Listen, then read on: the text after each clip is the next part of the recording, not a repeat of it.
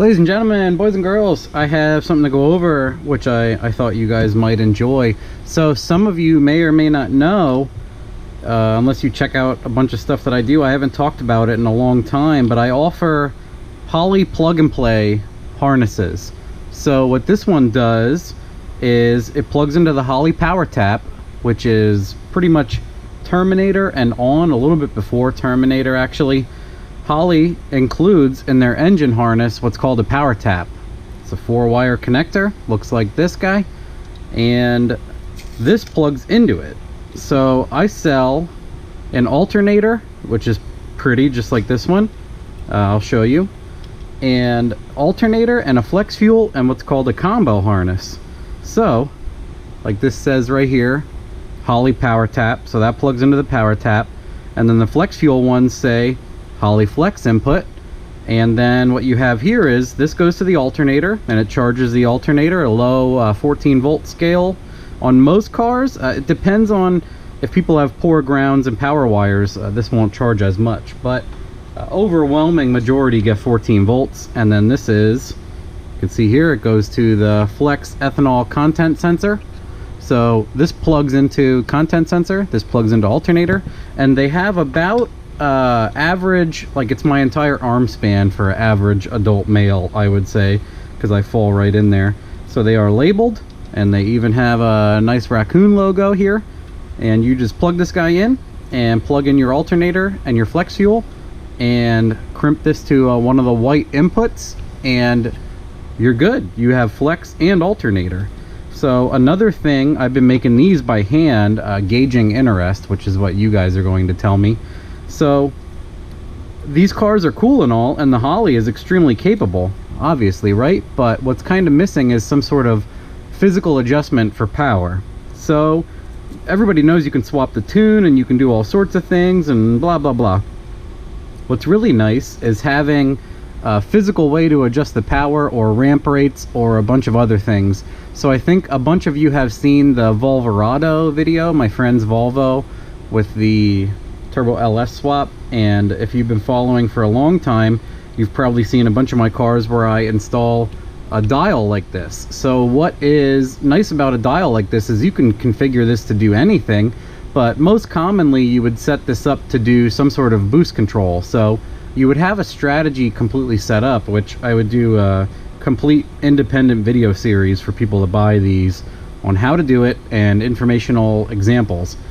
So you can essentially set up the car for, so say you make 450 horsepower on gate. We just did my buddy Doug's Nova, if you watch that video, and he made 405 horsepower on 2.5 pounds, and 420, I'm sorry, 420 on 2.5 pounds, and then at 60% of a 4-port he made 17 pounds and made 773 rear wheel. So you can set up this dial to go 450 to 800 tire or more. We had more room to grow, obviously, and then you can offset this dial like I did in Kramer's Volvo, where if the flex fuel amount goes down, the overall amount of boost also goes down. So it's it's very versatile. Obviously, if you have any kind of IO working, you can interface it with this on a 3D table. So that is the cool part. And then also on the boost control, the dial a boost or dial input, I've been getting ready to figure out cost effectiveness. A bunch of this stuff is oddly expensive, but in my asking and trial runs, people understood the value in it. So if you bought, most of you have bought something like this from me before. So what this does is it has a power pass